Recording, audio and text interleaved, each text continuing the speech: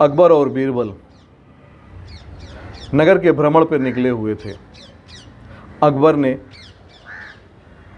एक ब्राह्मण को भीख मांगते हुए देखा और बीरबल से कहा कि बीरबल देखो, जिन्हें तुम देवता स्वरूप जानते हो, जो तुम्हारे लिए पूजनीय है, वो भीख मांग रहा है, वो तो भिखारी है।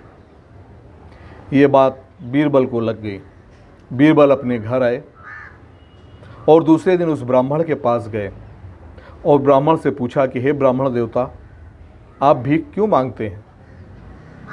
तब ब्राह्मण ने कहा, बीरबल, मेरे पास इतनी भूमि नहीं है कि मैं अनाज पैदा कर सकूं। मेरे पास इतना धन भी नहीं है कि मैं कोई व्यापार करूं। तब बीरबल ने उस ब्राह्मण से पूछा कि आपको भिक्षा मांगने पर कितना धन अर्जित होता है? तब ब्राह्मण ने बताया, यही कोई 5 अशर्फियाँ या 6 अशर्फियाँ प्रतिदिन अर्जित हो जाती हैं। बीरबल ने कहा कि अगर मैं आपको एक काम बताऊं, आप वो काम करेंगे?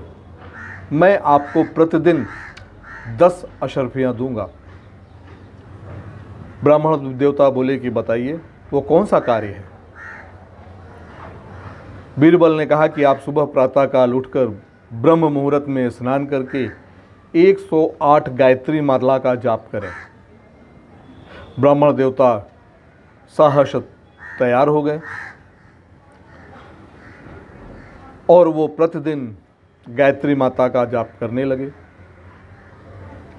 बीरबल उन्हें प्रतिदिन 10 अशर्फियाँ देने लगे। धीरे धीरे समय व्यतीत होने लगा। बीरबल ने उन्हें गायत्री माला की जाप बढ़ाने के लिए कहा और 10 अशर्फियों की जगह 20 अशर्फियाँ देने लगे। कुछ समय बीता। अब ब्राह्मण देवता के चेहरे पर गायत्री माता की कृपा से तेज आने लगा। लोग उनके दर्शन को पहुंचने लगे। इस तरह से उनकी ख्याति नगर में फैलने लगी। यह बात अकबर तक पहुंची। अकबर भी उनके दर्शन के लिए आया।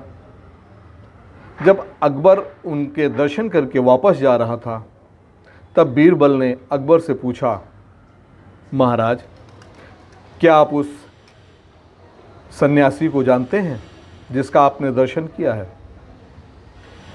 अकबर ने कहा, नहीं, मैं तो इन्हें नहीं जानता। बीरबल ने कहा, आप उनसे मिल चुके हैं। बीरबल की ये बातें सुनकर अकबर आश्चर्यचकित हो गए। अकबर ने कहा, बताइए कब मिले हैं? तब बीरबल ने कहा, ये वही ब्राह्मण है जिसको आपने भिक्षा मांगते हुए देखा था। अगर ब्राह्मण अपने सत्य पर चलता रहे तो एक दिन वो आता है कि बादशाह को भी नमन करना पड़ता है। यदि ब्राह्मण अपने धर्म और कर्म के रास्ते पर चलता रहेगा, उसकी ख्याति समूचे विश्व में प्रख्याति होगी। जय माता रानी की।